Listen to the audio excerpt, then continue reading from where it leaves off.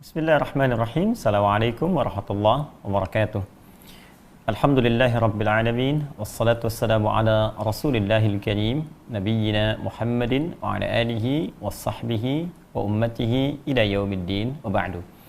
Faya ibadallah, usi nafsi wa iyyakum bitaqwallahi faqad fazal muttaqun fala tamutunna illa wa antum muslimun.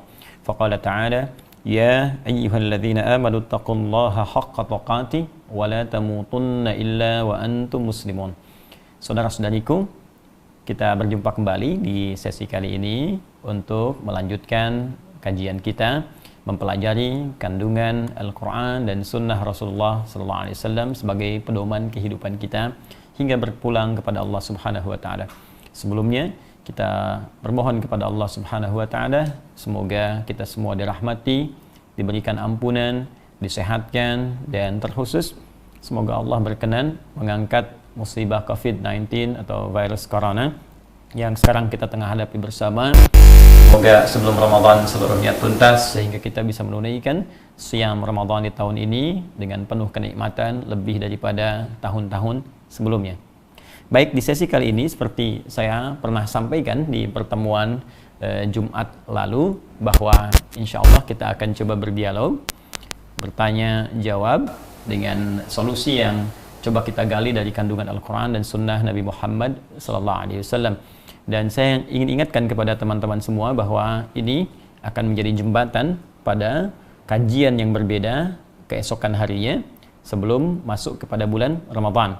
Ya, kita akan menyimpan terlebih dahulu kajian rutin tafsir kita, juga kajian-kajian dengan topik yang lain, dan ke depan kita akan khususkan terkait dengan persiapan Ramadan dengan kajian kitab khusus bertema As-Siyam, ya, atau kitab khusus tentang puasa yang mengeluarkan petunjuk-petunjuk Nabi SAW yang ditulis oleh para ulama kita.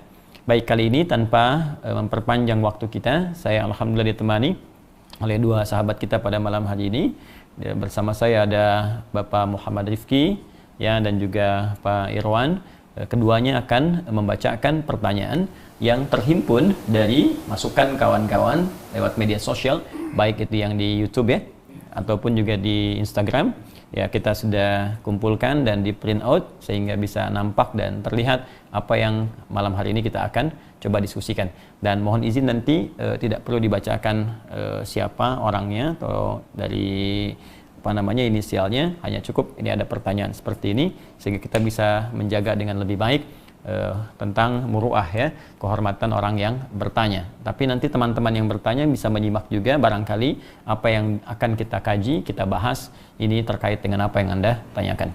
Baik, kita mulai dari sebelah kanan kita dulu. Saya perkenankan, silakan Pak, dibacakan. Assalamualaikum Ustadz. Izin bertanya, ada orang yang mengatakan bahwa dalam surat Al-Ahzab dan An-Nur di dalam ayat tentang seruan wanita berhijab tidak ada kata wanita berhijab, tidak ada kata tanda kutip wajib menggunakan hijab di dalam ayat tersebut. Karena wanita tersebut dengan kekeh jika memang ada kalimat wanita wajib berhijab tunjukkan. Ketika saya mencoba menerangkan, saya cek translate memang tidak ada kata wajib. Jadi saya tidak mampu menjelaskannya. Tapi saya yakin jika perintah Allah bukan tawar-menawar lagi. Mohon sekiranya Ustadz dapat menjelaskan kewajiban wanita berhijab walaupun di dalam Al-Quran di terjemahan bahasanya tidak ada kata wajibnya. Jazakallah. Semoga Allah memberikan rahmat kepada saudari kita yang bertanya, dan pertanyaan ini yang diwakilkan oleh saudari kita sangat berbahagia. Ini menunjukkan bagian dari kekuatan iman yang ingin menggali lebih jauh tuntunan dari firman Allah Subhanahu wa Ta'ala. Baik, secara singkat tadi kita bisa dengarkan bahwa beliau mendapatkan pertanyaan dari saudarinya, ya, tidak ada kata perintah wajib, ya, di terjemahan. Ya, ingat, di terjemahan. Tidak ditemukan di terjemahan kata wajib dari ayat-ayat yang bertutur tentang hijab. Tadi menyebutkan surah An-Nur dengan Al-Ahzab. Baik, sebelum kita sampai ke suratnya, itu tepatnya nanti di Quran surah ke-24 An-Nur ayat 31 dengan Al-Ahzab surah ke-33 ayat 59. Ya. Sebelum sampai ke dua surah dan dua ayat itu, saya ingin berikan penjelasan dulu ya.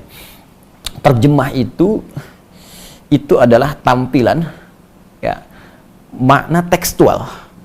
Ya, tampilan makna tekstual dari sumber kalimat ya tertentu yang ingin disampaikan kepada kita, keumuman makna tekstualnya. Karena sifatnya tekstual, maka setiap katanya akan diterjemahkan per kalimat tanpa mengandung unsur-unsur hukum yang terdapat di dalamnya. Nah, jadi kalau terjemah itu secara umumnya belum mencakup tuh cakupan hukum, dia hanya menerjemahkan tekstual saja. Contoh begini, kalau di Quran ada qul, maka diterjemahkan dengan katakan. Nah, dia nggak akan berbicara apakah sifat katakan ini hukumnya wajib atau sunnah atau boleh saja. Yang penting ada qul, terjemahkan katakan. Ya, kutiba terjemahkan diwajibkan. Ya, misalnya di setiap kalimat akan diterjemahkan sesuai dengan katanya saja. Dan terkadang begini, terkadang bahkan terjemah itu tidak bisa masuk pada makna yang dalam yang membedakan dua kata yang mirip. Ya, padahal konteksnya bisa berbeda. Ya, diterjemahkannya sama. Contoh begini. Apa artinya insan? Manusia. Insan manusia. Apa artinya ins? Ya ma'syaral jinni wal ins. Manusia juga. Apa artinya nas? Qul a'udzu birabbin nas. Manusia juga. Bayangkan, ins manusia, insan manusia, nas manusia. Kalau ketiganya terjemahannya sama-sama manusia, kenapa diungkapkan dengan kata yang berbeda? Ya. Baik, wahyu pertama turun apa? Iqra, artinya apa? Bacalah. Nanti Anda buka Quran surah ke-29 ayat 45. Di situ tulisannya utslu ma uhya ilaika minal kitab. Ketika dibuka terjemahan, maknanya sama, bacalah. Yang satu bacalah, yang satu bacalah. Padahal dua katanya diungkapkan oleh Al-Quran dengan kata yang berbeda. Satu iqra, kedua utslu. Nah, karena itu, poin pertama, kita ingin ambil garis besar dulu bahwa terjemah itu tidak membawa hukum fikih. Ya, tapi hanya menampilkan makna tekstual dari rangkaian kata yang diterjemahkan. Ya, jadi hanya menampilkan kata tekstual saja. Kalau kita ingin mengambil hukum dari terjemahan itu, maka kembalikan kepada kalimat asalnya dengan menerapkan kaidah-kaidah hukumnya. Baik, contoh begini misalnya, kita kembalikan ke ayatnya. Baik, tadi di situ berbicara surat An-Nur, ya, surah ke-24 ayat 31. Itu berbicara tentang hijab.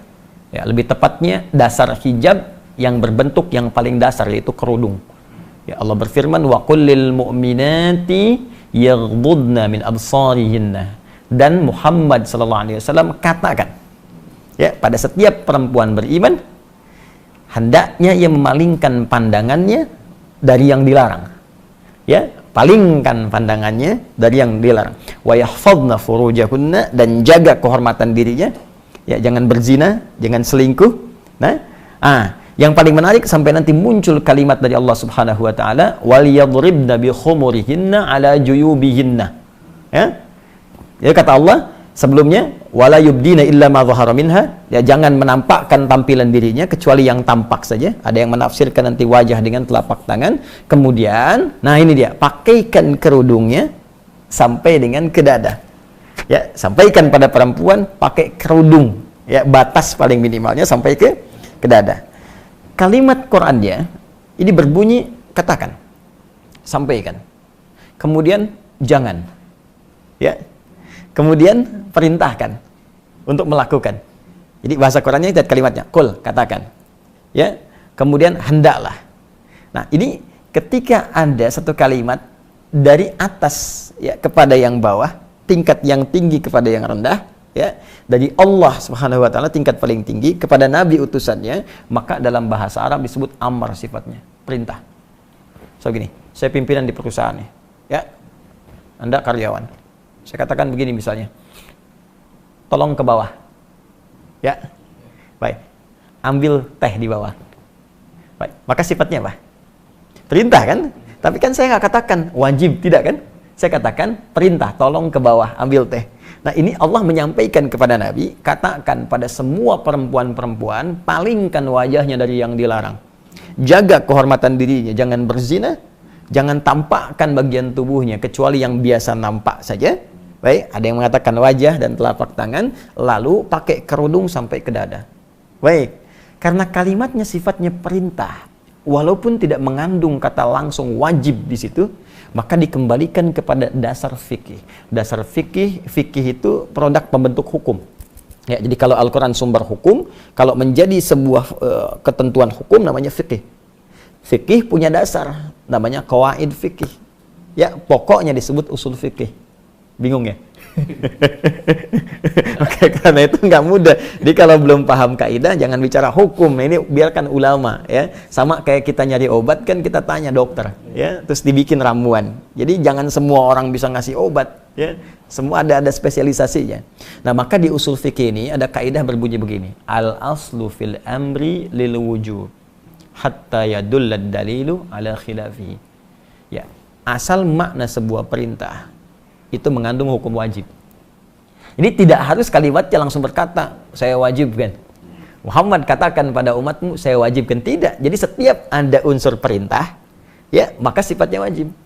Setiap ada unsur larangan, jangan. Ya, jangan itu kan perintah untuk meninggalkan, disebut larangan. Perintah mengerjakan, perintah meninggalkan. Perintah meninggalkan disebut nahyun, larangan. Perintah mengerjakan disebut amrun, lakukan. Ya, maka sepanjang ada kalimat dari Allah, kerjakan, lakukan, itu sifatnya perintah. Maka dalam kaidah dasar fikih, dasar hukum Islam, jika ada nada perintah, maka sifatnya wajib. Kecuali ada keterangan lain yang menjadikan kewajiban itu turun tingkat hukumnya menjadi sunnah atau mubah standar. Nah, contoh, poligami. Kenapa ketawa? Kenapa ketawa? Misal, Quran surah keempat An-Nisa tentang poligami ayat 3, ya. Wa in khiftum alla tuqsitu fil yatama fankihu ma taba lakum minan nisa mathna wa thulatha wa ruba'. Ya. Jika engkau khawatir, ya, tidak mampu berlaku adil pada anak-anak yatim ini ketika engkau ingin menikahinya, ya, dalam hal perawatannya, maka perintah sifatnya nikahi, kata Allah. Silakan nikahi. Ya, untuk bisa membantu merawat mereka, kamu boleh nikahi. Bisa 2, 3, atau 4. Ya, 2, 3, atau 4. Kalau dibaca sampai sini saja, jadi perintah. Maka wajib tuh. Artinya kalau yang nggak poligami, dosa. Ya kan? Nah, tapi kita teruskan ayatnya. Fa in khiftum alla ta'dilu fawahidatan. Ya. Tapi kalau Anda malah nanti nggak bisa berlaku adil dengan berpoligami itu, ya, tidak ada memenuhi kualifikasinya, syaratnya tak terpenuhi, bahkan nanti berpeluang menjadikan suasana rumah tangga tidak muncul sakinah, nggak ada mawaddah, nggak ada rahmah, cukup satu aja. Ya. Satu aja samara susah, terus pengen 2 gitu kan. Kata Quran tuh begitu. Nah, jadi jangan sampai diartikan nanti hukum poligami wajib, karena ada keterangan lain yang menjadikan tadi kalimat perintah turun. Ya, bisa menjadi sunnah, mubah, atau bahkan turun nanti geser ke kiri, makruh. Ya, kalau dikerjakan jadi buruk misalnya, atau muncul suasana yang dilarang oleh Allah Subhanahu wa taala. Jadi, pertama, kita bisa simpulkan bahwa kalimat wajib, ya, di dalam ayat Quran surah ke-24 An-Nur ayat ke-31 itu ditemukan dari bentuk katanya, ya, dalam bahasa Al-Quran, yaitu sigat kalau dalam bahasa Arab, dari unsur bentuk katanya yang berupa perintah, sedangkan perintah diartikan sebagai wajib. Jelas sampai sini? Nah, itu baru kerudung. Ini yang paling pokok dasar. Jadi bagi perempuan itu sekecil-kecilnya berkerudung. Nah, ya, jadi kalau sekecil-kecilnya berkerudung, batasnya sampai dada. Ya, cuma kan gini, di zaman Nabi itu dulu belum ada mukena seperti kita sekarang. Ya, kain boleh jadi terbatas. Jadi kalau muncul perintah sholat misalnya, ya, atau misalnya ini ketiup angin sedikit ini bisa terbuka dan sebagainya, kan? Nah, ini karena itu dalam hal tertentu muncul kejadian ada sebagian perempuan malam-malam mau ke toilet diganggu oleh preman-preman di awal masa Islam. Di preman sudah ada dulu, nah, cuman pada taubat. Jadi kalau sekarang masih ada preman, telat gitu, ya, telat. Nah, jadi diganggu, saat diganggu dilaporkan pada Nabi, esoknya turunlah Quran surah ke-33 Al-Ahzab ayat 59. Ya, Allah berfirman, ya ayyuhan nabi qul li azwajika ya wa banatika wa nisa'il mu'minin yudnina 'alaihinna min jalabibihinna. Ya, wahai Nabi SAW, katakan, perintahkan. Nah, katakan, perintahkan. Ya, kepada istri-istrimu, anak perempuanmu dan perempuan beriman dimanapun. Imannya dipertaruhkan. Dipertaruhkan. Apa yang dikatakan di sini? Mulai sekarang rendahkan. Ya, jilbabmu, kerudungmu itu rendahkan jilbabnya. Jadi menutup lebih bawah lagi. Ya, asa an yu'rafna fala yudzain. Dengan demikian dikenali, nanti kamu nggak diganggu lagi. Jadi ayat ini ingin menegaskan kerudung yang dipakai itu sebagai identitas bagi seorang muslimah. Yang kedua, penanda kekuatan iman, kan? Yang ketiga, kalau sudah mengenakan begitu, maka muslim pria-pria mesti peduli, kalau diganggu mesti dilindungi. Ini sebetulnya jilbab itu Allahu Akbar, sayang Allah. Jadi bukti cinta Allah kepada perempuan beriman itu diturunkan jilbab. Asalnya supaya nggak diganggu gitu. Jadi saking sayangnya Allah pada setiap perempuan beriman, jangan diganggu perempuan beriman. Ya. Dari mana kita tahunya ya Allah dia beriman? Lihat, berjilbab gak? Ini identitas pertamanya. Di sepanjang Anda menemukan yang berjilbab diganggu, bantu mereka. Ya, kesulitan, bantu mereka. Itu asalnya. Jadi ketika diturunkan itu untuk meringankan perempuan, bukan untuk menyulitkan. Ya. Yang kedua, pertanda iman. Ya. Jadi yang ketiga, ini memudahkan dalam syariat. Jadi kalau dilonggarkan itu, longgar, nanti kalau di Arab kan nggak ada mukena tuh. Jadi dia bisa langsung dipakai untuk sholat sekaligus langsung. Ya. Nah seperti ini. Jadi serendah-rendahnya menggunakan kerudung. Ya, rendah itu bukan menunjukkan rendah, tidak, karena nanti ada beberapa aktivitas yang memang sulit dikerjakan dengan menggunakan jilbab panjang. Maka paling minimal sedada itu. Ya, paling minimal sedada. Ya, jadi rendahkan dikit gitu kan. Nah, kalau kita ingin santai perpanjang, tapi kan kalau ada yang maaf ya di pasar berjualan sayur macam-macam dan sebagainya, kesulitan misalnya dalam pergerakan yang mobile, maka setidaknya paling rendah dia sedada itu. Nah, ini yang dimaksudkan di dua ayat tadi. Jadi kata wajib tidak tertuliskan di terjemahan karena memang terkandung unsur hukumnya di balik kalimat perintah di dua ayat tadi. Nah, tapi yang ingin saya tekankan di sini, karena itu belajar agama tidak bisa dicukupkan dengan terjemahan saja, itu berbahaya. Ya, karena itu mesti bertanya. Ya, jadi jangan sampai disimpulkan belajar terjemah langsung paham, tidak. Imam Al-Bukhari menulis tafsir hadisnya sahihnya 16 tahun. Ditulis 16 tahun, ya baru bisa disampaikan. Anda baca baru 1 hari atau 16 jam, tiba-tiba langsung jadi mufti misalnya, kan mustahil. Ya, jelas ya? Ya, saya kira jelas ya, pemirsa dimanapun Anda berada. Jadi kesimpulan cepatnya, kata wajib bila pun tak terdapat secara tekstual di terjemahan, bukan berarti hukumnya hilang kewajiban, tapi dilihat dari makna yang terkandung di dalamnya. Jika dia berbentuk perintah, maka menjadi wajib. Jika kewajiban itu diikat dengan syarat-syarat atau kondisi tertentu, maka hukumnya bisa berubah sesuai dengan kadar perintah yang dimaksudkan. Wallahu ta'ala a'lam bissawab. Silahkan, bergantian coba yang selanjutnya, apalagi. Assalamualaikum warahmatullahi wabarakatuh, Ustadz. Salam. Izin bertanya. Begini Ustadz, saya umur 16 tahun. Ayah saya orangnya suka mabuk-mabukan dan main judi. Duit hasil main judi itu diberikan kepada ibu saya dan dibelikan kebutuhan makan. Jadi saya sekeluarga mau tidak mau memakan uang itu. Karena dari anggota keluarga saya belum ada yang bisa menghasilkan uang sendiri. Sedangkan jika kita memakan uang itu, hidayah atau rahmat sulit sampai di keluarga. Pernah sekali ibu saya membeli Al-Quran, tapi saya tidak tahu apakah uang yang dipakai dari ayah saya atau tidak. Tetapi Al-Quran tersebut saya baca sampai sekarang. Pertanyaannya, bagaimana jika kami sekeluarga memakan uang tersebut sedangkan kami tidak bisa mencari uang sendiri? Apakah Al-Quran yang saya baca tetap menghasilkan pahala atau tidak? Karena dibeli menggunakan uang hasil judi ayah saya. Terima kasih Ustadz. Baik.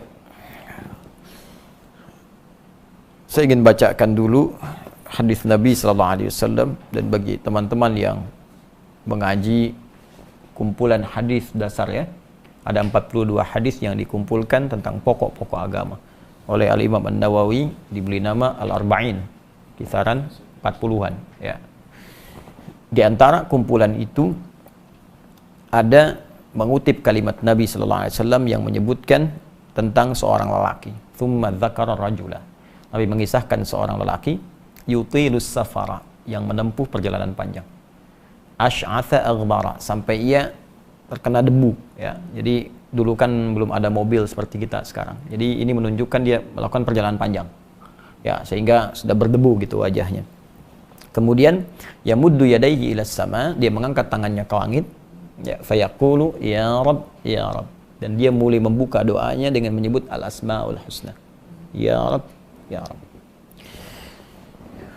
3 perbuatan ini seharusnya cepat mengabulkan doa. Karena memenuhi 3 unsur cepatnya doa dikabulkan. 1, doa yang dipanjatkan dalam perjalanan jauh itu cepat dikabulkan oleh Allah Subhanahu wa taala. Apalagi perjalanan menuju tempat yang baik untuk mengerjakan perbuatan baik. Ya, misal umrah, ya, haji di pesawat, banyak berdoa, banyak tobat. Perjalanan ke majelis ilmu, ya, banyak berdoa, itu cepat dikabulkan.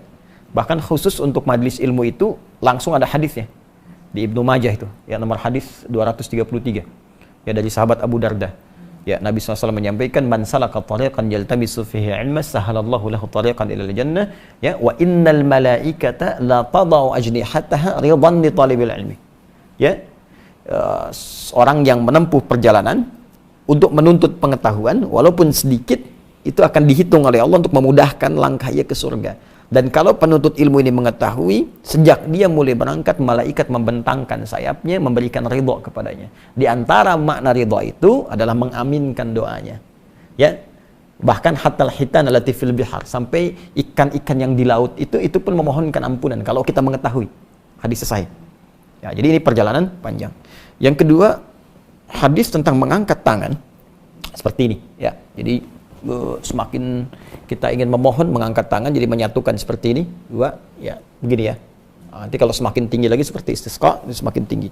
Nah, ini ada hadis mengatakan ketika seorang mengangkat tangan, itu doanya lebih cepat dikabulkan oleh Allah dibandingkan dengan yang diam. Ya, innallaha hayyun karimun. Ya, sungguh Allah itu punya sifat malu yang dalam dan sangat mulia.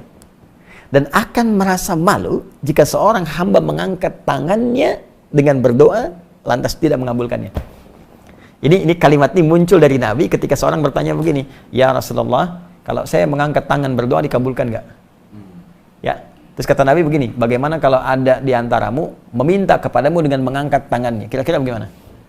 Ya, saya minta, Pak, tolong Pak. Kata orang tadi, sahabat tadi, ya saya malu kalau nggak ngasih. Maka kata Nabi, Allah punya sifat maha malu dan lebih mulia. Maka akan sangat merasa lebih malu kalau ada hamba bermohon tapi nggak diberikan. Dengan mengangkat tangan nggak diberikan. 2. 3. Al-asma'ul husna. Orang yang berdoa dengan memulai al-asma'ul husna akan lebih cepat dikabulkan doanya dibandingkan dengan yang tidak menyebutkannya. Bahkan ini perintah. Ya, di Quran surah ke-17 ayat 110. Qulid Allah awid ar-Rahman ayyamma tad'u falahul asmaul husna. Kalau engkau punya permohonan, sebut nama Allah atau sebut namanya Ar-Rahman, atau bahkan pilih di antara nama Allah yang terbaik sesuai dengan kebutuhan kita. Butuh rizki, sebut ya Allah ya Razzaq. Ya, butuh ilmu, mau belajar ya Allah ya Alim. Ya, kita bacakan. Nabi Zakaria membaca bermohon kepada Allah dengan menyebutkan dulu nama al-asmaul husna. Minta keturunan, padahal divonis beliau sudah sepuh, rambut memutih, fisik letih, istri divonis secara klinis mandul dan menopause. Memohon kepada Allah diabadikan di Quran surah ketiga ayat 38. Ya, hunalika da'a Zakaria rabbah qala rabbi. Ya, hunalika da'a Zakaria rabbah qala rabbi habli min ladunka dzurriyyatan thayyibah. Di mihrabnya Nabi Zakaria berdoa kepada Allah mengatakan rabbi habli. Dari kata Al-Wahhab, pemberi tanpa batas. Ya Allah, mereka mengatakan aku punya keterbatasan, mohon engkau yang merawatku, yang tahu kebutuhanku, engkau memberi tanpa batas. Maka tunjukkan kepada mereka dengan sifat yang tak ada batasnya, anugerahkan hamba keturunan. Dikabulkan. Innaka sami'ud du'a. Orang tadi melakukan ketiganya, menempuh jalan jauh, ngangkat tangan, dan menyebut al-asmaul husna. Harusnya 3 kali lebih cepat dikabulkan dari orang biasa. Apa jawab Nabi? Anna yustajabu lidzalik. Doanya mustahil dijawab, kata Nabi. Gak bisa dijawab. Bingung sahabat, kok bisa? Ya, apa jawab Nabi? Famat'amu haram, makanannya haram. Mashrabu haram, minumannya haram. Ya, malbasu haram, pakaiannya haram. Wa ghudhiya biharamin, dan dia mendapatkan pokok-pokok hidup yang haram. Perlengkapan hidupnya haram. Jadi begini, kalau biasanya kalau kita mau minum ada gelas ya. Nah, ini anggap aja gelas nih. Jadi kita mau minum. Jadi kalau seorang berbuat dosa menggunakan yang haram, ya, dari makan haram segala haram, ini gelasnya ketutup nih begini. Ya. Kalau ketutup, semakin banyak yang haramnya, semakin keras tutupnya. Kalau ketutup seperti ini, bukankah kita mau masukkan apa aja susah gini? Nah, jadi bukan Allah nggak mengabulkan doanya, cuma karena ketutup begini mental. Sedangkan sifat doa itu, kalau dimintakan pasti dikabul. Ya, di Quran surah kedua, ayat 186.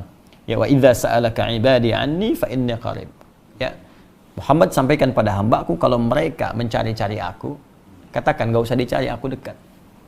Saya tanya, apa motif hamba kalau nyari Allah? Cuma 2. Kalau nggak tobat, mau minta doa. Rata-rata begitu. Umumnya demikian. Kalau dia mencari Allah tuh kalau bukan karena ingin tobat, ingin minta sesuatu. Karena itu langsung dijawab oleh Allah di kalimat berikutnya. Ya, ujibu da'watad da'i idza da'an. Sampai kapanpun hamba-Ku berdoa kepadaku, pasti aku kabulkan. Kalau bukan sekarang, nanti saat dia siap. Atau aku ganti dengan apa yang dia butuhkan, dengan apa yang dia inginkan. Nah, cuma saat Allah ingin mengabulkan, diberikan, tadi tertutup oleh maksiat, terhalang begini. Ya. Ini kan, ini ada longgar begini nih, terbuka begini. Ini kita bisa masukkan apa aja, ini, sini. Tapi kalau kita tutup begini, kita masukkan pun kan balik lagi. Ya. Nah, ini problemnya apa? Yang haram tadi. Nah, maka, mohon maaf, doa saja sulit terkabul. Maka bagaimana kemudian itu bisa mendapatkan penilaian baik di sisi Allah Subhanahu wa taala dari sumber-sumber yang haram. Maka muncullah kalimat Nabi sallallahu alaihi wasallam, innallaha thayyibun la yaqbalu illa thayyibah. Allah itu maha baik, maha suci, tidak menerima satu amalan kecuali dari yang suci. Karena itu orang korupsi misalnya dipakai nyumbang masjid, nah nggak ada nilainya di sisi Allah Subhanahu wa taala. Ya. Nah, terkait dengan yang tadi bagaimana statusnya Ustadz? Bapak saya judi, pemabuk. Nah, sebelum kita sampai kepada hukum, kita sampai kepada fikih dakwah dulu. Nah, kadang-kadang fikih dakwah, pendekatan fikih dakwah itu lebih diutamakan dibandingkan fikih ibadah atau fikih muamalah. Baik. Buka Quran surah ke-16 ayat 125. Di situ Allah menyampaikan, ud'u ila sabili rabbika bil hikmah wal mau'izatil hasanah wajadilhum billati hiya ahsan. Jika ada orang belum paham tentang hukum-hukum Allah yang bisa berdampak buruk bagi kehidupannya kalau ia melanggar yang haram, ya, atau hukum-hukum yang lain, maka terangkan, ajak dia. Ud'u, ajak dia. Ya, pertama dengan cara hikmah. Nasihat disimpan dulu, debat disimpan dulu. Yang muncul hikmah.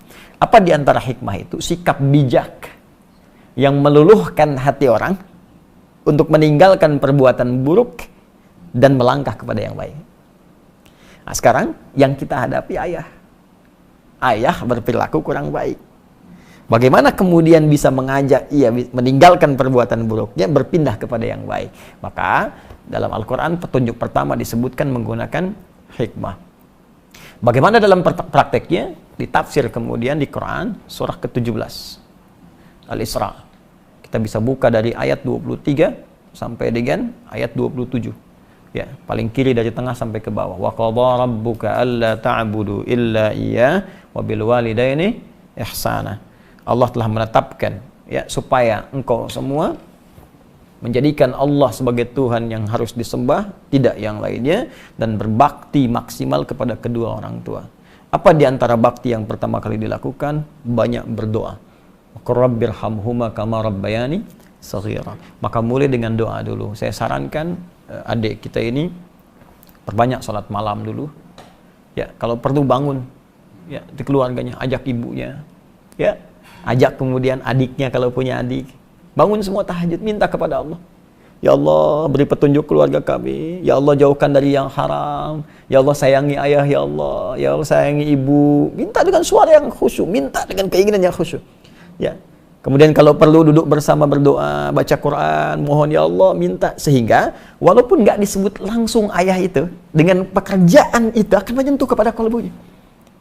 Kami tidak ingin yang haram, ya Allah. Ya Allah, kami tidak kuat dengan neraka, ya Allah. Ya Allah, sayangi ayah, ya Allah. Jadikan saya anak soleh misalnya. Mintakan itu.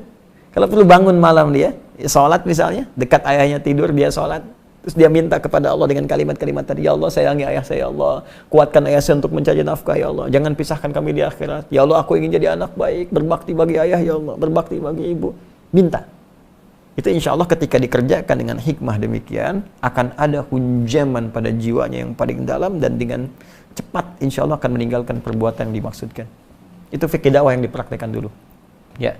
Nah, adapun nanti terkait dengan perjalanannya, maka tawakal kepada Allah, pasti akan dapat bimbingan. Allah nanti akan bimbing dengan jalan yang lebih baik untuk keluar dari persoalan yang dimaksudkan. Sekarang bagaimana statusnya tadi? Ya, itu kan dia tidak yakin. Tak yakin itu sama dengan ragu. Ya. Nah, maka kalau ingin keluar dari keraguan, ambil yang paling yakin. Al-yaqinu la yuzalu bisyak. Yakin itu pasti akan menepikan keraguan. Nah, kalau bacaan Quran yang ia bacakan, bacaannya benar. Ya, tapi kalau benar mushafnya dari hasil uang judi dari bapaknya, maka pekerjaan bapaknya haram untuk menghasilkan itu. Ya. Jadi kalau status bacaan dia, bacaannya benar. Cuman hasil yang dia dapatkan dari situ, ya, didapatkan dari hasil yang haram. Jadi bapaknya bermaksiat dari situ, anaknya dia mendapatkan pahala dari bacaannya. Ya, dari bacaannya. Bapaknya berdosa memberikan nilai itu. Cuman kalau anaknya ridho dengan pemberiannya itu, maka anak ikut dosa di situ. Ya, jadi misal gini, dikasih mushaf nih, dia tahu ini, ya ini mushaf benar, tapi dari hasil judi misalnya, dia ridho dengan ini, gambaran ridhonya ridho dari hasil dari bapaknya, sedangkan bapaknya berjudi, maka bacaan yang dibacakan tidak melahirkan pahala. Ya, jadi kalau dia terima misalnya, dia dapat nih, dia masih ragu, nah, maka ambil keyakinan, saya yakin, insya Allah yang ini halal. Ya, tidak mungkin masih ada titik dari bapak saya nggak membeli yang ini dari yang haram. Insya Allah yang ini halal. Baca saja, berpahala dia. Ya, walaupun mungkin pada hakikatnya dia nggak tahu, mungkin ada bagian dari uang itu masuk, maka bacaannya tetap berpahala. Bapak yang berdosa di sini. Jelas? Paham ya? Baik. Jadi lakukan seperti yang tadi dulu, dan semoga Allah memberikan jalan keluar yang terbaik. Insya Allah. Silakan. Assalamualaikum Ustaz. Assalamualaikum warahmatullahi wabarakatuh. Sudah 3 minggu saya tidak sholat berjamaah di masjid karena khawatir dengan penyebaran virus COVID-19.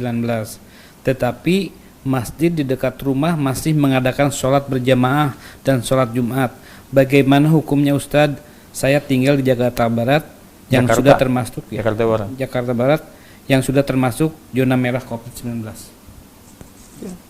Sudah kalau masuk di wilayah zona merah dan sudah ditunjukkan ada larangan dari pemerintahan setempat, kemudian juga sudah berlaku, nah, langkah lebih baiknya tunaikan di rumah. Ya, tidak perlu memaksakan ke masjid. Ya, hadis yang terkait dengan ini? Nabi SAW pernah menyampaikan dalam hadis riwayat sahabat Abu Hurairah radhiyallahu taala anhu, Nabi menyampaikan, "Idza maridal 'abdu aw safar kutiba lahu mithla ma kana 'alaihi muqiman sahihan." Ya, jika seorang hamba sakit atau sedang dalam perjalanan atau dalam kondisi tidak bisa memungkinkan menunaikan amalan rutinnya karena kondisi tertentu, ya, maka dia mendapatkan pahala yang sama dalam kondisi dia sehat dan mukim, walaupun mengerjakan amalan tidak seperti mulanya. Contoh paling gampang begini, ada orang biasa ke masjid, kaki sakit, nggak bisa ke masjid, dipaksakan sulit, ya, sulit sekali. Maka dalam hal dia sholat di rumah, itu pahalanya sama dengan kebiasaan dia sholat di masjid, dihitung sama. Safar, saya mau ke Bandung, macet luar biasa, lalu saya istirahat di kilometer 57, ya, saya sholat jamak qashar, bahkan zuhur asar disatukan, dua, bahkan nggak sholat sunnah, ya, itu kebiasaan saya tetap dituliskan serupa. Pahalanya tetap sempurna, sunnahnya dituliskan karena kebiasaan kita sebelumnya. Jadi jangan khawatir kalau Anda memang yang sudah terbiasa ke masjid, pasti ada kerinduan, pasti itu. Ada pengen, rindu, ya sudah ada kebiasaan, tiba-tiba memang di situ isunya luas, tersebar, zonanya merah. Bukan hanya zona merah, kadang-kadang zona kan dibuat umum. Ya, misalnya sudah ada suspeknya, nggak bisa diprediksi apa seperti apa, dia tunaikan di rumah. Ya, apalagi khawatir. Ya, misalnya kalau ke masjid saya khawatir, ya sudah di rumah. Ya, tapi dalam kondisi ini pun tetap di masjid itu ada yang bertugas untuk adzan, ya, dan yang standar di situ untuk memakmurkan masjidnya. Jadi jangan sampai ada kalimat nutup masjid. Aneh itu. Apalagi minta fatwa, nggak usah puasa misalnya Ramadan, nah itu kurang sehat itu, ya kebanyakan TikTok. jadi mohon maaf, jadi jangan sampai ada kalimat yang keliru. Ini saya perhatikan banyak mufti nih saat ini, jadi semua orang jadi kayak pada jadi mufti ahli fatwa, gitu. Padahal kan tempatkan pada tempatnya. Jadi bukan menutup masjid, ya, hanya mengalihkan berjamaah ke rumah bagi wilayah yang terdampak. Ya, cuman yang adzan yang tinggal di masjid ya tetap adzan di situ, imam rawatib di situ yang tinggal, ya yang lain di rumah. Kecuali kalau wilayah-wilayah yang zona hijau, yang nggak banyak terdampak, atau misalnya di komplek yang sudah terisolasi, komunikasinya bagus, orang luar nggak boleh masuk, yang di situ saja misalnya yang menunaikan. Prinsipnya berjamaah itu sederhana sih, orang sakit itu pasti nggak ke masjid, gitu, jelas ya? Jadi saya kira sangat jelas, Anda khawatir, Anda tidak perlu ke masjid, tetap tunaikan di rumah, ya, dan jangan memaksakan kalau Anda tersebar di wilayah itu jadi berbahaya, kecuali dalam kondisi-kondisi yang tadi zona hijau, apalagi misalnya di pedalaman, ya, jangankan corona aja ya, misalnya yang lain aja nggak kenal misalnya kan, nggak ketemu, masa mau nutup masjid, kan aneh juga gitu ya. Jadi dilihat daerah-daerahnya dan disesuaikan dengan kondisi di lingkungan kita. Semoga Allah segera mengangkat musibah ini dan kita bisa belajar hikmah yang paling besar dari situ. Ya, sebetulnya begini, kita harus banyak merenung ya. Kenapa Allah sampai mengeluarkan kita dari rumahnya? Antum biasa main ke rumah saya. Saya bilang jangan datang. Lama gitu. Ya. Kira-kira perasaan antum gimana? Hah? Bukan karena kangen, Anda pasti akan bertanya, saya salah apa? Ya.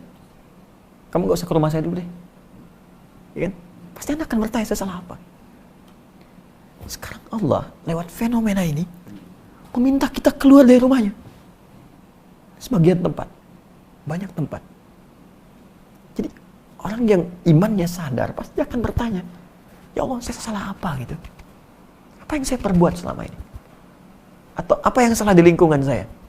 Karena kadang kita nggak salah tapi ada perbuatan lain yang dikerjakan oleh satu orang yang lain berdampak. Ya, ada yang demikian sifatnya. Orang mabuk berkendaraan, yang mabuk dia, cuman kendaraan nyasar sana sini, yang ketabrak orang banyak. Ya, makanya mabuk dilarang, minuman keras dilarang karena bisa membahayakan orang lain. Ada perbuatan buruk saat dikerjakan orang yang baik bisa terdampak. Zina, makan makanan haram. Memang ente yang zina, ya. Tapi perbuatan Anda itu bisa berdampak kepada banyak orang. Jangan katakan emansipasi ini. Sampai bangga, sampai menyampaikan di media, saya punya anak hasil ini begini, begitu. Anda yang melakukan, tapi hasil Anda itu berdampak buruk bagi yang lain. Makanya saya pikir ini waktu yang pantas untuk bertobat. Untuk kita semua. Ya, malam bangunlah. Minimal satu-satu di antara kita itu bertobat. Minta sama Allah, minta ampun. Ya Allah, ampuni saya. Ya, jangan berpikir tentang kiamat yang besar gitu. Kiamat kecil saja belum tentu kita siap. Kiamat kecil itu kematian. Itu kiamat kita. Dan belum tentu semua orang siap menghadapi itu. Karena itu duduk. Ini Allah sudah sangat sayang kepada kita mengingatkan. Ada yang salah, cepat perbaiki. Ya, tata kembali, pelajari apa yang salah selama ini. Ini kan dengan musibah itu kadang tampak segala hal yang bisa diperbaiki. Genteng bocor. Begitu kita lihat bocor di atas, kan ketahuan apa yang salah nih selama ini. Cek lagi, ya sama. Ini pasti kita akan temukan kekurangan-kekurangan. Iman kita minimal bagaimana, kerinduan ke masjid, kerinduan untuk ibadah. Ya, saya kira itu. Wallahu ta'ala a'lam bishawab. Ya, silakan. Assalamualaikum warahmatullahi wabarakatuh, Ustaz.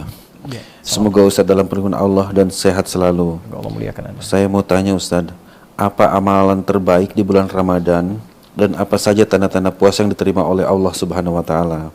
Dan satu lagi Ustadz, mohon promosikan channelku agar baik. Ya. Baik, bismillah. Teman-teman dimanapun Anda berada, saudara-saudariku yang mungkin terhubung, baik di Indonesia, dari Medan, Lombok, Bengkulu, Palangkaraya, yang saya cintai, dan saudara-saudariku yang di Malaysia, juga beberapa negara yang bergabung. Ada pertanyaan, apa amalan terbaik Rasulullah SAW di bulan Ramadan? Dan ciri-ciri puasa seseorang diterima oleh Allah Subhanahu wa taala. Hadis riwayat Ibnu Abbas radhiyallahu taala anhuma, dari Nabi sallallahu alaihi wasallam, bersumber dari Nabi sallallahu alaihi wasallam ketika diamati oleh Ibnu Abbas, disampaikan kana Nabi sallallahu alaihi wasallam ajwadan nas wa ajwadu ma yakunu fi Ramadan. Adalah Nabi sallallahu alaihi wasallam itu orang paling baik, dermawan, dan bertambah kedermawanannya saat tiba Ramadan.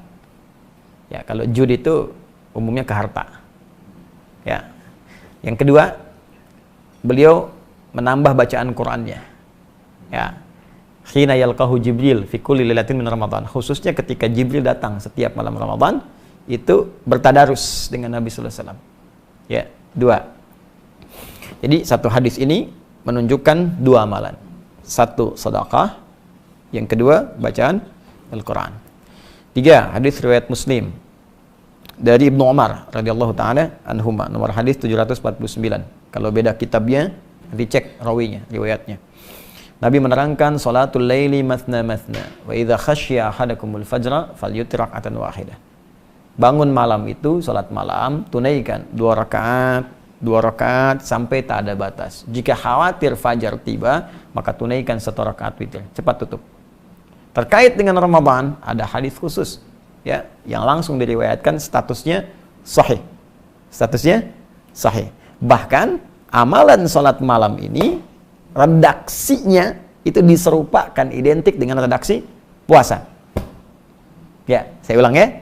Redaksi ini amalan malam serupa dengan redaksi puasa. Yang puasa, man shama ramadhana imanan wa ihtisaban ghufira lahu ma taqaddama min dhanbi. Siapa yang menunaikan puasa dengan penuh keikhlasan dan dia sering mengoreksi dirinya saat puasa itu, ya, karena imannya kepada Allah, diampuni dosa-dosa yang telah lalu sampai di hari dia puasa itu. Itu punya dosa berapa banyak? Sama dengan saya, banyak. Nggak terhitung kan? Masuk kita Ramadan, di situ kita tunaikan karena Allah. Salah satu cirinya kita koreksi, introspeksi diri. Introspeksi, kurangnya apa, salahnya apa. Terus banyak istighfar. Tunaikan, berusaha ikhlas puasa. Begitu kita mengingat dosa, istighfar, jatuh air mata kita, ampunan diturunkan oleh Allah sampai hari itu. Kalau antum meninggal pas di hari itu, dosa udah gugur, dapat langsung pahala puasa. Dosa 0, pahala muncul. Mau? Insya Allah hari pertama langsung meninggal. Kalau tiba ajal, kalau tidak ya belum tentu. Ya, nah kalau puasa siang malam, siang, nggak ada puasa malam. Ya, awas, ini penting saya katakan. Tsumma atimmus siyama ilal lail. Al-Baqarah 187. Sempurnakan puasa itu sampai ila muqaddimatil lail, pembuka malam. Pembuka malam itu maghrib. Kalau sudah masuk malamnya, namanya isya. Nah, awas, ini penting saya sampaikan karena ada yang terlampau soleh puasa sampai isya. ada satu sekte itu puasa sampai isya, itu terlampau soleh. Nabi aja buka maghrib, dia Nabi bukan puasa sampai isya. Ya. Nah, jadi karena puasa siang, yang kedua ada amalan malam. Redaksinya sama persis dengan yang tadi, cuman berubah wujud amalannya. Ya, apa amalannya? Man qoma Ramadhana imanan wa ihtisaban ghufira lahu ma taqaddama min dhanbi. Puasa siang, ente diampuni siangnya. Apakah langsung seketika peluang dosa hilang? Belum tentu, karena setannya pun tidak berhenti sebelum Anda meninggal. Gitu. Boleh jadi siangnya diampuni, sampai maghrib tuh, diampuni dosa. Habis maghrib, keluar gibah. Siapa sih yang ngadan jelek banget? Mau jelek banget, yang baru diampuni dosa, dan muncul lagi tuh. Ya. Ya, nah itu. Bagaimana cara menutupnya? Man qama Ramadhan. Siapa yang bangun malam? Nah, bangun malam di Ramadan, qiyam Ramadan. Ya, tunaikan dengan tenang, nikmat, sehingga ada sentuhan ke jiwa, ke roh. Roh itu bahasa Arab. Ya, Quran surah ke-17 ayat 85. Yas'alunaka 'anir ruh. Qul ruh min amri rabbi wa ma utitu minal ilmi illa qalil. Ruh itu ya dari kata raha ya ruh. Ya. Nah, kalau Anda mendapatkan sesuatu yang berdampak pada ruh, enak, tenang. Misalnya duduk dulu, itu sholatnya berpengaruh pada jiwa, gitu kan? Nah, itu disebut tarwihah namanya. Tarwihatun. Jadi saat sholat ada getaran ke jiwa enak, terus istirahat sebentar, sholat lagi, tarwihah. Kalau berkali-kali dijamakan namanya tarawih. Nah, kan? Baik, malam Ramadan ada sholat apa? Tarawih. Nah, tarawih itu sifatnya. Jadi tunaikan sholat itu dengan tenang. Ya, ada dampak ke jiwa, itu maksud tarawih. Ya. Jadi kalau kita punya getaran ke jiwa, tenang, nyaman, nah itu sifatnya disebut apa? Tarawih. Kalau dalam sholat itu sampai kita tobat, sujud, doa, begitu tobat jatuh air mata, diampuni dosa sampai malam itu. Dari semua perjalanan hidup kita sampai di situ. Nah, itu disebut tarawih. Nah, jadi jangan tergesa-gesa. Ya, ada orang sholat 11 rakaat 1 jam. Masa yang 23 7 menit? Allahu Akbar, Allahu Akbar, Allahu Akbar, ya. Nah, itu ya. Nah, jadi walaupun secara fikih mungkin bisa benar, tapi nilai tarawihnya bisa hilang. Secara fikih mungkin bisa benar, bacaan cepat mungkin bisa saja. Tapi nanti ada beberapa bagian-bagian yang hilang. Tumanina apa dan sebagainya, ya nggak usah jauh-jauh, Nabi aja kan nggak begitu gitu. Ya, pelan-pelan. Nah, kembali kepada tadi, jadi amalan apa yang dikerjakan saat Ramadan? Kita rinci tadi. Ya, masih ingat yang pertama tadi kan ada 2, sedekah. Ya, karena itu siapkan dari sejak sekarang. Tabungan kita pelan-pelan. Tidak harus uang, makanan, ya, yang kira-kira nanti bisa dikonsumsi. Sekarang banyak saudara-saudari kita terdampak dengan situasi sekarang itu, yang kekurangan makanan. Berbagi, terapkan. Kita bikin program yang amin itu, Ansar Muhajirin itu, ya. Alhamdulillah teman-teman dimanapun Anda berada, kami telah kirimkan bagian pertama ke saudara-saudari kita Indonesia yang ada di Malaysia, sudah sampai, semoga bermanfaat. Dan juga untuk teman-teman kita coba bersabar ya dalam situasi ini. Saya sarankan semua yang Allah titipkan sehingga terasa lebih. Bukan kaya, ingat. Awas, yang kaya itu Allah. Anda cuma dapat titipan. Dan itu dihisab oleh Allah Subhanahu wa taala. Jadi sebelum itu dipindahkan pada orang lain, gunakan secara baik ya untuk memberikan kebaikan kepada keluarga kita, keluarga terdekat dan yang jauh, samping-samping kita. Bersinergi. Nah, kata Nabi, ayo berbagi saat Ramadan, walaupun cuman sehirup air, 1 kurma. Ya, itu bahasa majas ya. Jangan gini, misalnya aqua 1 sedot, udah ini kan.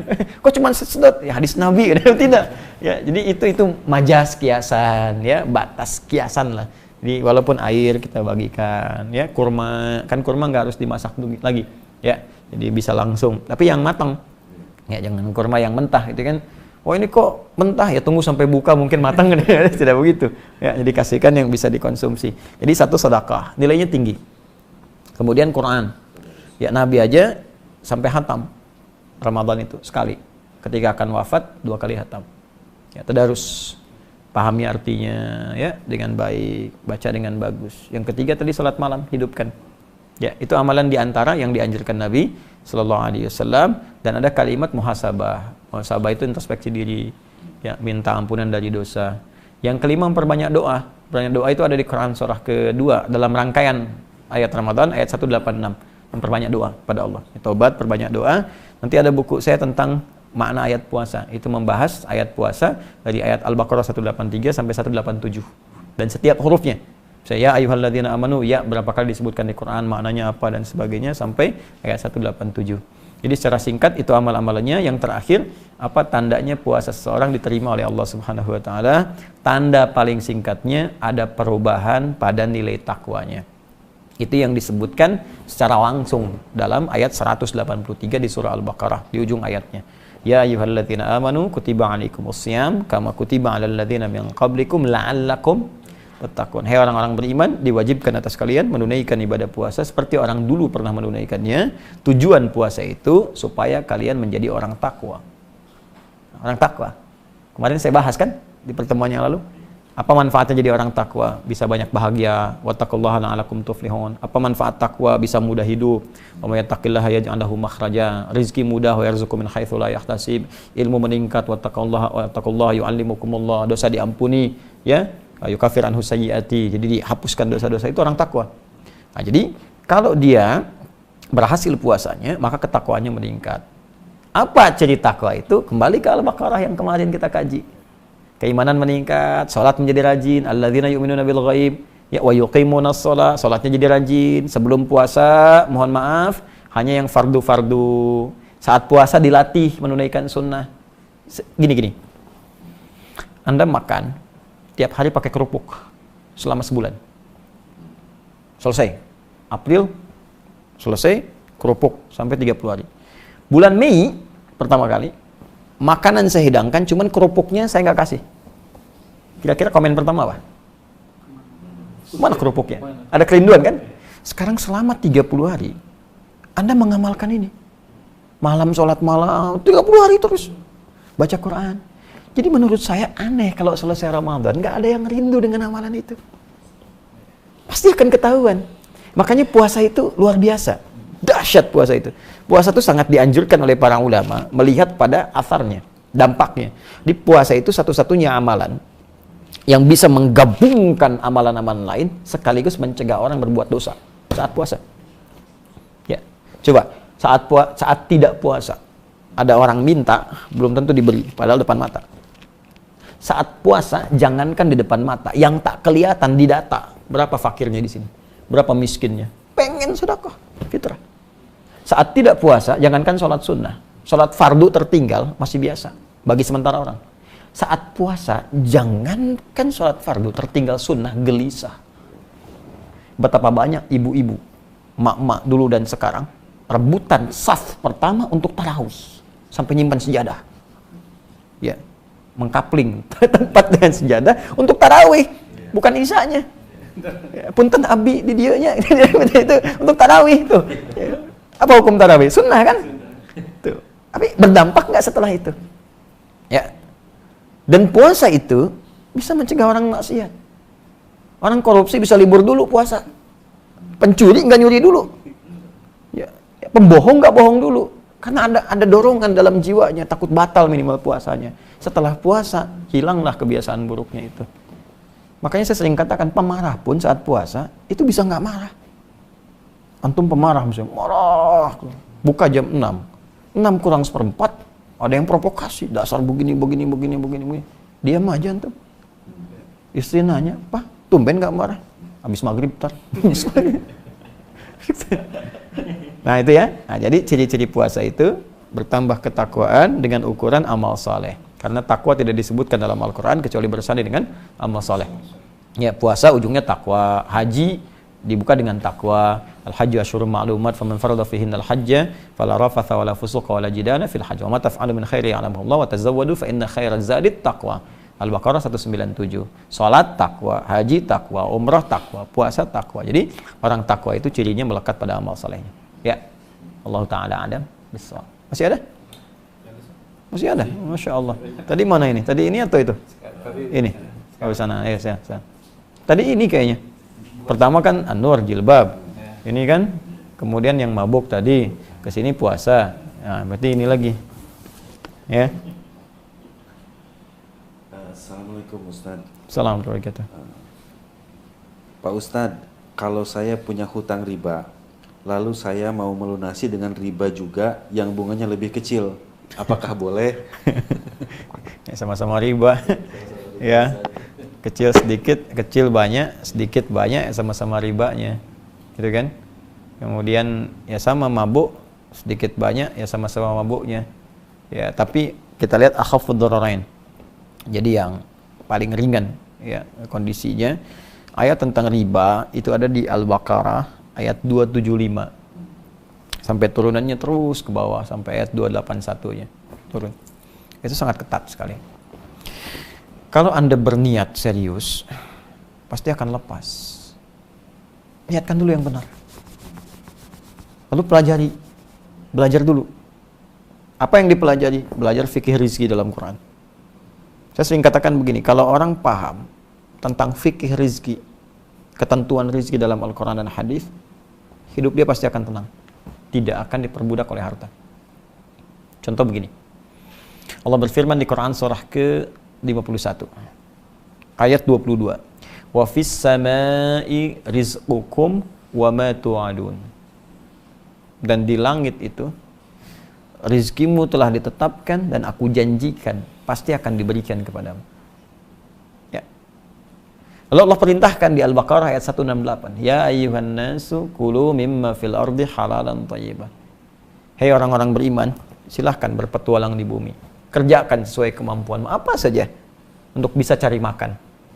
Tapi prinsipnya kerjakan yang halal, ambil yang baik. Jadi dua ayat tadi kalau dipadukan, kata Allah, rizkimu pasti aku berikan, gak akan aku kurangi. Jadi sampai meninggal itu rezeki kita sudah diatur dan gak akan tertukar. Rezeki saya dengan Pak Duni, ya, dengan Pak Irwan, itu masing-masing punya bagiannya, gak akan tertukar. Kalau sudah ditetapkan punya saya, gak akan tertukar pada Anda. Ya, gak akan tertukar, pasti diberikan. Dan porsinya gak mungkin kurang, pas. Pas itu sesuai dengan rezeki itu yang membuat kita bisa dekat dengan Allah, bisa punya bekal ibadah. Jadi sebetulnya nggak ada istilah kaya atau miskin. Ya, istilahnya itu rezeki yang sesuai untuk kita sebagai bekal kita untuk pulang. Ini yang paling pas buat kita untuk ibadah. Sebab kalau terlalu banyak bisa sombong, dosa. Sedikit bisa kufur misalnya. Jadi dicukupkan oleh bagi kita. Kita mesti paham itu. Karena itu dulu sahabat Nabi itu ditampilkan oleh Nabi untuk memilih passionnya. Ya, mau aktif di mana untuk ke surga. Jadi pola hidup itu begini. Pola hidup itu visinya akhiratnya turunkan dulu. Yang jauhnya. Itu sebetulnya visi hidup ya. Sekarang begini. Anak-anak kita kan selalu ditanya, cita-cita mau jadi apa? Ada yang mau jadi apa? Jadi arsitek, jadi pilot, ya, jadi ulama, jadi ahli Quran dan sebagainya. Dari situ kan orang tua lalu menurunkan pendidikan dia. Anak saya pengen jadi dokter. Berarti nanti sekolah SD begini, SMP begini, SMA begini, kan? Kemudian masuk fakultas kedokteran, kampusnya ini. Saya pengen beda dengan yang lain, dia dokter penghafal Quran. Sambil dia kuliah, belajar, kita titipkan ustadz mendampinginya. Jelaskan ayat-ayat kedokteran dalam Al-Quran. Jadi lulusnya nggak tanggung, dokter biasa udah banyak. Udah banyak dokter biasa. Yang kita butuhkan dokter fisik yang mengobati dengan pendekatan ruhiyahnya. Jadi ada kaitannya, mata misalnya, ini matanya sehat nih, tapi ibu ini fisiknya bagus, cuman secara spiritualnya nggak bagus. Gimana contohnya mata sehat? Bisa kelihatan semua, tapi dia nggak bisa bedain mana sendal dia, mana sendal orang. Ya kan? Nah, telinga dan sebagainya itu komplit tuh. Nah, ini jadi peta hidup tuh begitu. Anda ingin anak jadi apa, Anda mau jadi apa, turunkan pendidikannya. Sama, hidup kita secara lebih kompleks, lebih luas, turunkan target paling tingginya. Di akhirat pengen kemana? Surga. Semua orang pasti pengen ke surga. Tapi tidak semua yang pengen ke surga menurunkan tentang ayat surga sehingga menjadi aktivitas di bumi. Saya tanya begini, lu pengen surga apa? Firdaus. Betul? Firdaus, insya Allah. Kenapa nggak Anda turunkan keterangan surga Firdaus dalam Al-Quran? Apa amalan orang-orang Firdaus itu dalam Al-Quran? Turunkan menjadi aktivitas kita di bumi. Kurikulumnya apa? Misal, ada pewaris ahli Firdaus yang beraktivitas di bumi. Jadi ini ahli surga Firdaus yang beraktivitas di bumi. Disebutkan oleh Allah di Quran surah 23 ayat 1 sampai 9-nya itu. Ya, nanti bagian akhirnya ditutup dengan alladzina yarithunal firdausa hum fiha khalidun. Ulaika humul warithun, mereka itu para pewaris surga Firdaus sedang beraktivitas di bumi. Alladzina yarithunal firdausa hum fiha khalidun. Mereka itu pewaris surga Firdaus yang akan kekal tinggal di dalamnya. Siapa mereka? Ayat pertama, qad aflahal mu'minun. Sungguh bahagia dan sukses orang-orang beriman yang konsisten dengan imannya. Apa amalannya? Alladzina hum fi salatihim khashi'un. Ada salatnya, ada zakatnya, ada menahan fisik kita dari perbuatan buruk, tidak zina, tidak macam-macam dan sebagainya, menahan kata-kata kotor, anilawi mu'ridun, yang tak pantas tinggalkan. Itu keluarkan jadi kurikulum hidup. Contoh, saya pengen jadi ahli Firdaus, salat mesti khusyuk, belajar tentang salat. Terus dia berzakat, makanya Anda berusaha bekerja supaya bisa zakat, bukan supaya kaya. Kaya itu biasa bagi orang Islam. Ini motivasi kaya itu untuk meraih surga. Itu yang disebutkan di Quran surah ke-28, ya, ayat 77. Wabtaghi fima ataqallahu daral akhirah Wala tansa nasibaka minad dunya. Kalau engkau dapat titipan harta, gunakan harta itu untuk meraih surgamu. Itu. Tapi kamu jangan lupakan bagian duniamu. Maksudnya ya silahkan. Punya rumah punya juga, punya mobil punya juga. Tapi gunakan perangkat itu untuk kepentingan ibadah kita. Ini cari surga dengan hartanya. Kalau yang kaya banyak. Kaya itu gampang, asal mau kerja keras, pendidikan bagus, kreativitas muncul, bisa kaya. Tapi apakah kekayaan itu bermanfaat untuk akhirat kita atau tidak? Itu poinnya. Ya, silahkan subuhan pakai Ferrari, duhur Lamborghini, silahkan, ada masalah. Tapi arahnya itu untuk ibadah gitu. Ini petakan. Nabi sampaikan, siapa yang mau jadi pengajar silahkan. Siapa yang mau jadi dengan tenaga aja silahkan. Yang penting ini surganya begini. Siapa yang mau dengan harta silahkan. Sahabat milih. Oh saya pengen dengan harta ya Rasulullah. Muncul Abdurrahman bin Auf, muncul Utsman bin Affan, Abu Bakar As-Siddiq. Saya pengen dengan ilmu ya Rasulullah. Muncul Ali bin Abi Thalib, Abu Hurairah. Mereka kalau mau kaya gampang. Sepeninggal Nabi, sahabat Nabi itu pada diburu. Mau dikasih apa aja bisa jadi. Bilal, saya pakai tenaga aja Rasulullah. Lagi azan, Allahu Akbar, Allahu Akbar. Kata Nabi, aku mendengar suara terumpah Bilal di surga. Oh, kata Bilal, azan aja masuk surga, ngapain ngerjain yang lain lagi? Ya, tapi rezeki tercukupi. Jadi visi hidupnya itu sudah terpola gitu. Akhirat saya nih. Jadi kalau orang yakin bahwa rezekinya dicukupkan oleh Allah Subhanahu wa taala, gitu, dan dia tinggal berikhtiar. Jadi kalau ada bisa berikhtiar yang baik, kenapa mesti mencari yang buruk? Allah itu cuma memberikan 2 kategori dalam Al-Quran. Ya, 1 kaya, 2 cukup. Wa annahu huwa aghna wa aqna. Dan dialah Allah yang menjadikan seorang kaya atau cukup. Cukup untuk bekal kita. Kaya yang lebihnya itu untuk dipakai ibadah. Sedekah. Yang miskin itu yang tidak pernah merasa cukup. Karena itu dibantu dengan zakat supaya keluar dari kemiskinan. Masih nggak cukup juga, bantu dengan infak. Masih nggak cukup, bantu sedekah. Masih nggak cukup juga, memang nggak pernah merasa cukup. Jelas ya? Nah, jadi tadi inti pertanyaan tadi?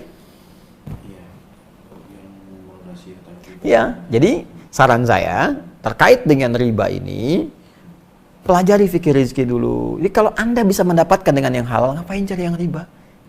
Ya kan? Nah, sekarang duduk dulu. Petakan dulu, belajar yang baik dulu. Setelah kita paham semua itu, bermohon kepada Allah, berdoa. Ya Allah, aku ingin meninggalkan dosa riba. Aku ingin terbebas, ya Allah. Berikan aku petunjuk. Minta. Nah, setelah itu, datang dulu misalnya. Kan ada Baznas. Teman-teman di Baznas juga bertakwalah kepada Allah Subhanahu wa taala. Itu harta-harta titipan. Kan ada yang wajib dibantu. Baznas itu kan Badan Amil Zakat Nasional. Ya, zakat itu ada uang zakat. Kepada siapa diberikan? 8 golongan. Siapa 8 golongan itu? Fakir, miskin, ala At-Taubah ayat 60. Ya, innama shadaqatul lil fuqara wal masakin wal mu'allafati qulubuhum mu'allaf kemudian wa fir riqab, ya innama shadaqatul lil fuqara, fakir, wal masakin, orang miskin, wal mu'allafati qulubuhum wal mu'amilina 'alaiha. Ya, amilina 'alaiha, dan amil orang yang fokus merawat zakat sehingga tidak mengerjakan yang lain. Ya, mu'allafa qulubuhum mu'allaf, wa fir riqab, hamba sahaya sudah enggak ada, wal gharimin, orang yang terikat utang piutang dengan pekerjaan syar'i, bukan utang piutang umum, kredit mobil, kredit motor, minta zakat, bukan, ya. Wa fi sabilillah, wa ibnis sabil, dan orang yang dalam perjalanan. Nah, yang tadi kan dia masuk kategorinya. Ya, fakir dengan keadaan yang miskin, dia masuk. Mintakan misalnya dengan pola pinjam, nanti bayar misalnya, nggak usah pakai bunga dari situ, bisa. Bisa pakai dana-dana itu, ajukan dulu, minta, atau hubungi teman-teman yang baik yang kira-kira ada kelebihan, bisa dipakai. Kalaupun nggak ditemukan sama sekali, cuma skema tadi yang ada, yang lebih kecil dengan niat untuk memperbaiki, maka itu menjadi bagian darurat bagi dia sebagai jembatan untuk berpindah. Sah hukumnya bagi dia. Nanti dari situ dia coba ambil lagi yang tanpa riba itu untuk bisa melunasi itu. Tapi kalau saya sih, kenapa nggak datang ke bank syariah aja misalnya, atau yang syariah, yang ribanya jelas sudah nggak ada, terus dia berusaha mencicil dari situ. Dari situ dia jangan simpulkan dulu nggak ada. Yang punya kan Allah. Berusaha dulu. Saya kira itu ya. Allah Ta'ala ala bisawab. Terakhir saya kira masih banyak ya. Masya Allah. Ya. Assalamualaikum Ustaz. Assalamualaikum. Pertanyaan saya, bagaimana menjadi suami yang baik untuk keluarga? Saya baru menikah, doakan saya menjadi suami baik Ustaz. Amin insya Allah. Saya juga didoakan. Sama-sama mendoakan.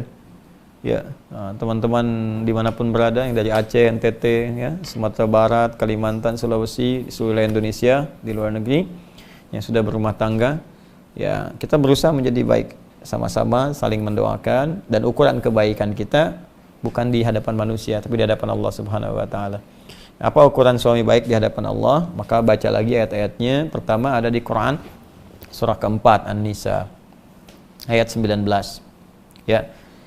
Paling kiri sebelah bawah di mushaf. Ya ayyuhalladzina amanu, duhai para suami yang beriman, la yahillu lakum an tarithun nisaa karha. Ya, jangan sampai kamu bersikap buruk kepada pasanganmu. Jangan wariskan sikap-sikap yang enggak baik. Bisa menahan diri dengan baik. Bagaimanapun itu titipan. Ya, istri kita, istri saya, istri Anda, itu titipan dari Allah Subhanahu wa taala yang kita perlu jaga. Bagaimanapun akan dipertanggungjawabkan di akhirat kelak. Dia tidak dititipkan pada pria lain kecuali kepada Anda. Tentunya untuk dijaga, diperlakukan dengan baik. Ya, jadi kita belajar menjadi baik dan saling memahami. Setiap kita pasti ada kekurangan. Kalau ingin sempurna, ya nggak akan didapatkan. Hanya malaikat yang sempurna. Ya, kalau mau silakan nikah dengan malaikat maut, malaikat Israel tuh ada. Ya, yang lainnya. Tapi nggak ada yang sempurna. Ya, nggak ada yang sempurna. Setiap kita pasti punya kekurangan. Sepanjang masih manusia.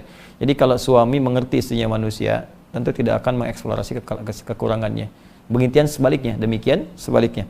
Ya, asa an takrahu syai'an wa yaj'alallahu fihi khairan katsiran, di ujung ayatnya. Boleh jadi kita tidak menyukai satu sikap tertentu dari istri atau istri kepada suami, tapi di balik itu ada pelajaran besar untuk menyempurnakan sifat-sifat kita. Makanya agak menarik, biasanya kalau dipasangkan itu akan terlihat saling melengkapi. Jadi memang kekurangan kita itu hanya bisa dilengkapi oleh istri kita. Demikian sebaliknya. Ya. Kemudian yang kedua, tunaikan kewajiban dengan baik. Ya, apa kewajibannya? Ada di ayat 34-nya di surah An-Nisa. Ar-rijalu qawwamuna 'alan nisa bima faddalallahu ba'dahum 'ala ba'din wa bima anfaqu min amwalihim. Ya, lelaki itu qawwam, menjadi pelindung, pengarah di keluarganya, mataharinya. Ya, apa fungsi matahari? Menyinari. Sinar itu kan kalau ada pakaian basah disinari kering kan? Hangat, melindungi, maka lindungi. Kalau ada yang mengganggu isi keluarga, sengat dia dengan sinarnya. Ya, ada air mata, ya keringkan di pipinya dengan sinar-sinar kebaikan itu. Jadi pemimpin yang baik itu maksudnya. Makanya laki-laki diibaratkan dengan matahari. Nabi Yusuf pernah bermimpi, ya inni ra'aitu ahada asyara kawkaba wa syamsa wal qamara ra'aituhum li sajidin. Jadi saya melihat di mimpi saya 11 gemintang, 1 matahari, 1 bulan semua sujud. Maka ditafsirkan 11 itu saudaranya, ya, beliau 12 bersaudara, 11 saudaranya, matahari bapaknya, Nabi Yaqub alaihissalam, kemudian bulan ibunya. Ya, ibu, ya perempuan itu rembulan. Apa fungsi rembulan? Bulan itu untuk dilihat keindahannya. Ya, pantulan cahayanya kan keluar. Kalau pengen lihat indah kan rembulan. Kalau pengen lihat kekuatan ya matahari. Nggak ada orang pengen lihat matahari keluar, tidak. Ya, pasti ingin mendapatkan manfaat. Rembulan keindahan, maka perempuan tampil indah. Ya, jangan kebalik. Perempuan ngambil fungsi matahari. Dengan kekuatan bulan aku menghukummu misalnya. Nggak bisa. Tetap dia jadi bulan, ya bulan, matahari. Kemudian dia pelindung, bima faddalallahu ba'dahum 'ala ba'din wa bima anfaqu min amwalihim. Ya, dan bertugas mencari infak, disingkat dengan nafkah. Kata Allah, saya sudah berikan perangkat mencari nafkah pada suami, bukan pada istri. Ya. Jadi nafkah itu beda dengan kerja biasa. Istri boleh kerja nggak? Boleh, tapi kebolehannya diikat. Apa ikatannya? Tanpa mengabaikan kewajibannya di rumah tangga kalau sudah menikah. Ada anak jangan sampai terabaikan, nggak dapat asinya, nggak dapat perhatiannya, pendidikan, kasih sayang ke ibu hilang. Ya, lebih dekat dengan asisten rumah tangga dibandingkan ibunya, itu salah. Ya salah. Bagaimanapun Anda mencari rezeki itu di luar, untuk di dalam kan? Sekarang yang di dalam menjauh dari Anda. Jadi apa manfaatnya Anda mencari di luar? Para ayah juga begitu. Ya. Nah, jadi poinnya nafkah itu. Jadi kalau nafkah, begini, di rumah ada berapa orang? 2. Antum sama istri, anak nggak dihitung? Bertiga. Baik. Antum istri anak kan? Baik. Antum nyari nafkah nih. Maka dari yang antum hasilkan itu akan dibuat oleh Allah cukup untuk 3 orang. Berapapun jumlahnya.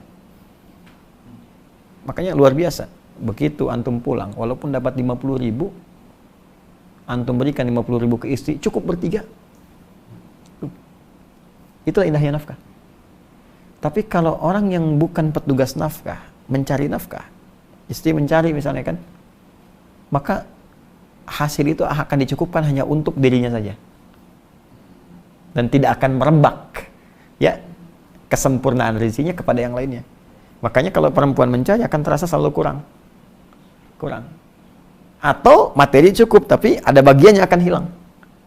Kasih sayang, perhatian, ya, kehormatan, hubungan yang mungkin akan kurang harmonis. Pasti itu. Ya, saling tuntut. Ya, nah itu poinnya. Jadi dari sini maka disiapkan bagi Anda untuk mencari nafkah dengan baik. Nafkah itu sudah janji Allah, sepanjang Anda mau bergerak, Allah akan turunkan rezeki. Sepanjang mau bergerak. Ya, orang di jalan aja sekarang cuman peluit, udah, kasih 2.000, makasih Pak. Ya, kasih 5.000, makasih Bos. 10.000, ngaku Om, makasih Om. Ya kan? Nah, ada kondisi itu tuh, tapi kan dapat gitu, ada ya. Tapi halal dan baik. Al-Baqarah 168. Saya kira itu. Semoga bermanfaat insyaallah. Masih banyak ya? Ya, nanti diurutkan saja. Ya, diurutkan. Nanti mungkin kita offline ya. Pemirsa dimanapun Anda berada.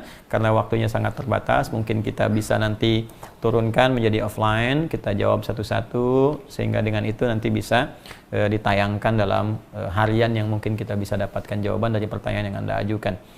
Saya izin menyampaikan informasi terlebih dahulu bahwa apa yang saya jawab tadi, jika berkesesuaian dengan isi Al-Quran dan Sunnah Rasulullah SAW, petunjuk para ulama kita, silahkan diamalkan karena sesungguhnya itu petunjuk dari Allah yang Allah titipkan untuk disampaikan. Tapi kalau ada yang keliru, tidak tepat, ya dengan jawaban-jawaban dari Al-Quran, Tumuh Sunnah, dari pendapat ulama mu'tabar, yang thiqah, yang benar secara keilmuan, maka tinggalkan apa yang saya sampaikan, tinggalkan pendapat saya, ambil pendapat ulama lain yang lebih baik. Dan hindari perselisihan, hindari hal-hal yang tidak baik yang bisa memecah belah kita atau menimbulkan dosa di hadapan Allah Subhanahu wa taala. Itu satu. Yang kedua, ada juga masih saya cek di beberapa staf pertanyaan tentang metode untuk menghafal dan mendapatkan buku At-Taisir. Ini saya sampaikan, ini sudah ada teman-teman di store. Ya, jadi jangan khawatir, stoknya sudah kita siapkan. Anda tinggal ikuti saja panduan-panduannya. Jadi nanti khususnya yang sekolah UAH, teman-teman ada yang bertanya kapan dibuka lagi. Insya Allah nanti sabarnya ditunggu untuk yang online. Nanti insya Allah coba kita siapkan. Saya akan penuhi dulu janji pada yang 2.500 sebelumnya yang telah mendaftar dan telah bertemu di sesi kuliah perdana dengan kami. Anda lengkapi dulu saja ini untuk bukunya, nanti saya berikan panduannya. Kemudian mulai besok dan seterusnya sebelum Ramadan, saya akan mengajarkan khusus tentang persiapan puasa ya. Jadi materinya khusus tentang Kitabus Shiyam, fikih tentang puasa, supaya saat masuk Ramadan nanti kita tinggal beramal, tidak mempertanyakan lagi pertanyaan-pertanyaan sehingga sibuk dengan pertanyaan dan berkurang amalan-amalan kita. Kemudian untuk selanjutnya teman-teman, apa yang terhimpun di Amin ya, di program kita yang Ansor Muhajirin, Anda masuk ke web amin.quantumakhyar.com. Di situ ada beberapa program-program. Insya Allah sepekan ini sebelum Ramadan kita kumpulkan lagi dan kita akan coba salurkan kembali dan pada orang-orang yang mendapatkan prioritas ya, dan mudah-mudahan bermanfaat. Dan khusus bagi teman-teman yang berdinas ya, nakes ya, tenaga kesehatan di rumah sakit, puskesmas, sekali lagi kalau ada hal yang bisa disinergikan, hal yang bisa saya atau kami supportkan, silahkan disampaikan. Ya, terutama yang APD, insya Allah saya nanti akan sepenuh maksimal menyiapkan. Jadi begitu Anda masuk, ini Alhamdulillah 17 kemarin sudah diterima semua, rumah sakit, puskesmas, Anda silahkan sampaikan, staf saya nanti merangkum keseluruhannya. Setelah semua direkap seluruhnya, hari Senin nanti begitu waktu kerja, ya kita nanti akan langsung kirimkan sesuai stok yang kita miliki, mudah-mudahan nanti bermanfaat insya Allah. Saya kira itu, semoga Allah muliakan kita semua, semoga Allah menyayangi kita, memaafkan kita, mengampuni kita, dan semoga Allah mengangkat segera virus yang sekarang kita tengah hadapi bersama. Tentunya itu dibantu dengan taubat kita kepada Allah, kesungguhan kita untuk beribadah, dan sadari betul bahwa kita pasti akan berpulang kepada Allah Subhanahu wa taala. Allahumma taqabbal minna innaka antas samiul alim wa tub alaina innaka antat tawwabur rahim. Allahumma nahmaduka hamdan syakirin حمدا ناعمين حمدا يوافي نعمه ويكافئ مزيده يا ربنا لك الحمد ولك الشكر كما ينبغي لجلال وجهك الكريم ولعظيم سلطانك اللهم نصلي ونسلم على أفضل الأنبياء والمرسلين نبينا محمد وعلى آله وصحبه أمته إلى يوم الدين اللهم ربنا لا تدع لنا في مقامنا هذا وفي كل مقام ذنبا إلا غفرته ولا هما إلا فرجته ولا دينا إلا قضيته ولا مريضا إلا شفيته ولا حاجة من حوائج الدنيا والآخرة فيها لك رضا وفيها لنا الصلاة إن قضيتها يا أرحم الراحمين اللهم ارفع عنا الوباء والبلاء وخاصة كورونا يا رب العالمين وبارك لنا في أمورنا وفي عمرنا وفي عباداتنا اللهم علمنا ما جهلنا اللهم وافقنا بما تعلمنا ولنعمل ما تعلمنا به اللهم اجعلنا من أهل القرآن واجعل القرآن صحيبا لنا في الدنيا وشفيعا لنا في الآخرة يا رب العالمين ربنا آتنا في الدنيا حسنة وفي الآخرة حسنة وقنا عذاب النار بفضلك سبحان ربك رب العزة عما يصفون وسلام على المرسلين وآخر دعوانا سبحانك اللهم وبحمدك أشهد أن لا إله إلا أنت نستغفرك ونتوب إليك والحمد لله رب العالمين. Terima kasih kami ucapkan, semoga bermanfaat. Salam untuk semua. Adi Hidayat. Assalamualaikum warahmatullahi wabarakatuh. Ya, terima kasih banyak ya. Nanti di